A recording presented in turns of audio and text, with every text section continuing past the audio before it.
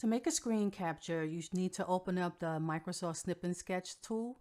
And to do that, you go to your Start button and type in Snip and select the one that says Snip and Sketch, not the snipping tool. They're both the same thing, but the snipping tool is the older one and the Snip and Sketch is the current one that they're using. Click that. It opens up Snip and Sketch. Then click the New button.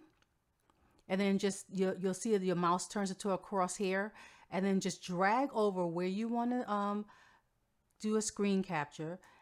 And so you're dragging over the picture, and then you'll be inside the Snip and Sketch tool, and you want to look around to make sure that you have all of the pictures selected. And if you don't, then you want to click the image crop, and then just drag to crop, drag the lines or drag it by the knobs to crop the picture. And then once you have the picture where you want it, save it. And I save it as a JPEG or PNG, either one is fine. JPEGs tend to be more for printing and PNGs are more for online graphics. And that's it. You made a screen capture. Thanks for watching. Please like and subscribe. Hey everybody, I'm Tanya Owens, and I really appreciate the time you spend watching these videos. Bye-bye now.